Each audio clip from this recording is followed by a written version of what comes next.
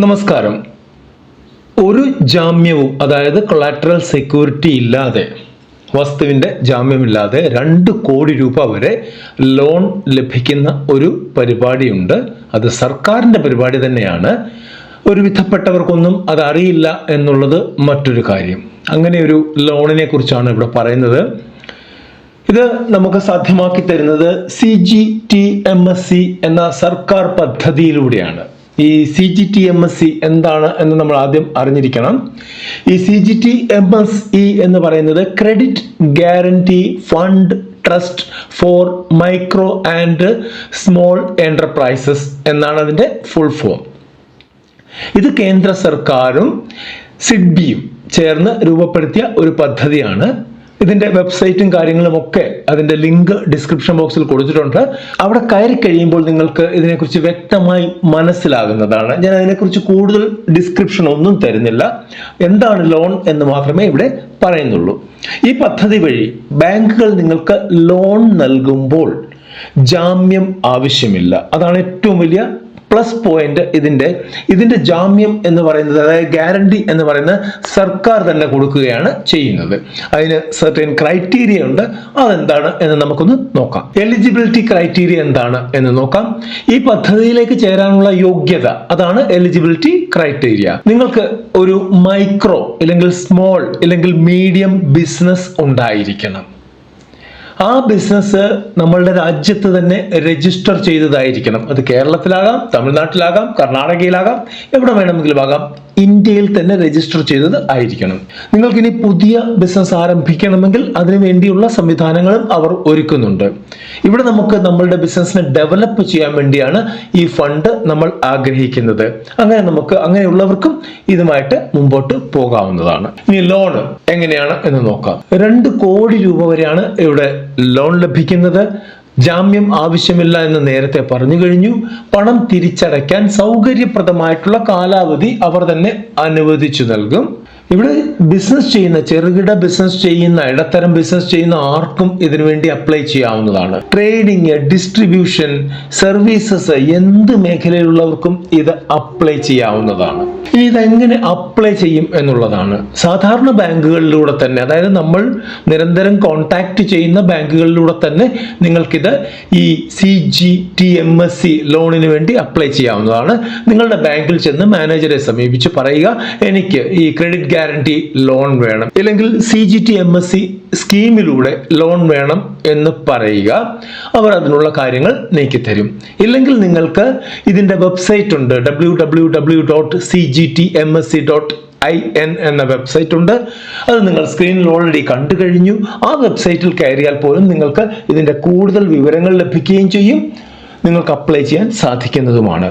ഇവിടെ പ്രത്യേകം ശ്രദ്ധിക്കേണ്ട ഒരു കാര്യം, വളരെ ഈസി ആയിട്ട് അപ്ലൈ ചെയ്യാം എന്ന് കരുതി ഇതിനെ നിങ്ങൾ സമീപിക്കരുത്.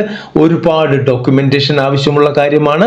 നിങ്ങളുടെ ബിസിനസ്, നിങ്ങൾക്കൊരു 2-3 വർഷം പ്രായമുള്ള ഒരു ബിസിനസ് ആണെങ്കിൽ വെൽ ആൻഡ് ഗുഡ്. അങ്ങനെ ആകുമ്പോൾ നിങ്ങൾക്ക് ഡോക്യുമെന്റ്സ് കാണും. കാരണം എന്തൊക്കെ ഡോക്യുമെന്റ്സ് ആണ് വേണ്ടത് എന്നുകൂടെ ഒന്ന് ജസ്റ്റ് ബേസിക് ആയിട്ടുള്ളത് പറഞ്ഞു പോകാം.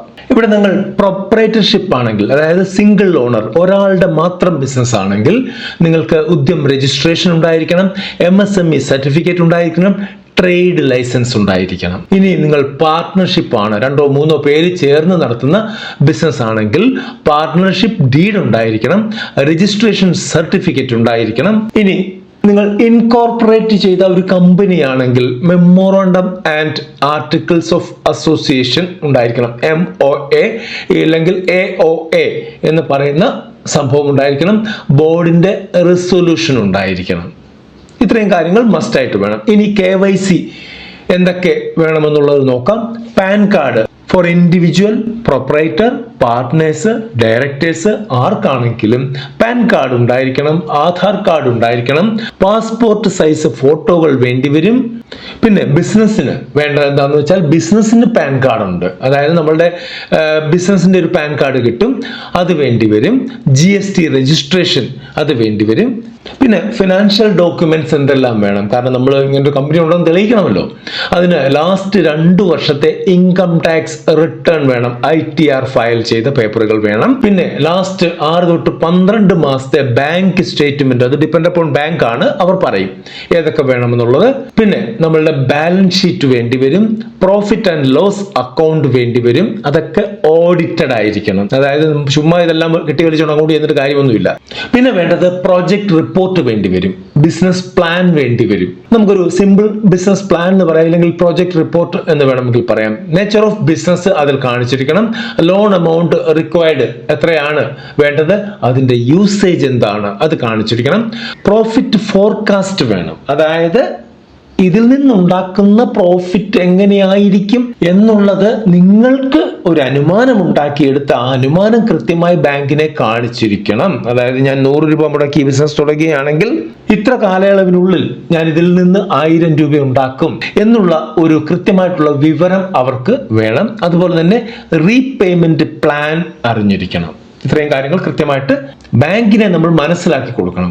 ഇനി നമുക്ക് ലോണിന്റെ ആപ്ലിക്കേഷൻ ഫോം കിട്ടും, അത് ഫിൽ ചെയ്ത് സൈൻ ചെയ്ത് അതിന്റെ ഡീറ്റെയിലും കാര്യങ്ങളും ഒക്കെ ആയിട്ട് നമുക്ക് ബാങ്കിൽ തന്നെ സമർപ്പിക്കാവുന്നതാണ്. ഈ ബാങ്കാണ് CGTMSEയിലേക്ക് ഈ ഒരു നമ്മളുടെ ആപ്ലിക്കേഷൻ വെച്ച് അപ്ലൈ ചെയ്യുന്നത്. അവരൊരു കവർ നോട്ടൊക്കെ വെച്ച് അപ്ലൈ ചെയ്യും നമ്മളുടെ ബിഹാഫിൽ. ഇവിടെ എപ്പോഴും ശ്രദ്ധിക്കേണ്ട ഒരു കാര്യം, കൊളാട്രൽ സെക്യൂരിറ്റി വേണ്ട, ഞാൻ എടുത്തു പറയുകയാണ്. തേർഡ് പാർട്ടി ഗ്യാരണ്ടർ വേണ്ട. 2 കാര്യവും ഇതിനകത്ത് വേണ്ട. നമ്മളുടെ ബിസിനസ് തന്നെയാണ് നമ്മളുടെ ഗ്യാരണ്ടി, സർക്കാരാണ് നമ്മൾക്ക് വേണ്ടി ഗ്യാരണ്ടർ ആകുന്നത്. പക്ഷേ ഇതൊക്കെ വേണ്ട എങ്കിലും നമ്മളുടെ ബാങ്ക് നമ്മളുടെ ബിസിനസ്സിനെ നന്നായിട്ട് ഇവാലുവേറ്റ് ചെയ്യും. നമ്മളിതെടുക്കാൻ ഉള്ള യോഗ്യത നമുക്കുണ്ടോ എന്നുള്ള കാര്യങ്ങൾ, പിന്നെ അതുപോലെ തന്നെ നമുക്ക് റീപേയ്മെന്റ് ചെയ്യാനുള്ള കപ്പാസിറ്റി ഉണ്ടോ എന്നുള്ള കാര്യങ്ങളൊക്കെ ബാങ്ക് ഇവാലുവേറ്റ് ചെയ്യും. കാരണം ബാങ്ക് ത്രൂ ആണ് ഇത് പോകുന്നത്, ബാങ്കാണ് അവിടെ ഒരു മധ്യസ്ഥനായിട്ട് നിൽക്കുന്നത്, ബാങ്കാണ് ഈ പൈസയ്ക്ക് റെസ്പോൺസിബിൾ ആയി വരേണ്ടത്. അപ്പോൾ ഏതാണ്ടൊക്കെ കൃത്യമായിട്ടുള്ള കാര്യങ്ങൾ ഞാൻ പറഞ്ഞു എന്ന് കരുതുന്നു. കൂടുതൽ കാര്യങ്ങൾ നിങ്ങളുടെ ബാങ്കിൽ ചെന്ന് അവരുമായിട്ട് അന്വേഷിക്കുകയാണെങ്കിൽ വ്യക്തമായിട്ടുള്ള ഒരു ധാരണ കൂടെ നിങ്ങൾക്ക് ലഭിക്കും. ഈ വീഡിയോ നിങ്ങൾക്ക് ഇഷ്ടപ്പെട്ട് കാണുന്നതായിരുന്നു. ഇഷ്ടപ്പെട്ടെങ്കിൽ ലൈക്ക് ചെയ്യുക, കമന്റ് ചെയ്യുക, ഷെയർ ചെയ്യുക. കൂടാതെ ആദ്യമായിട്ട് കാണുന്നവർ സബ്സ്ക്രൈബ് ചെയ്യുക. അപ്പോൾ അടുത്തൊരു വീഡിയോയിൽ കാണുന്നവരെ നന്ദി, നമസ്കാരം.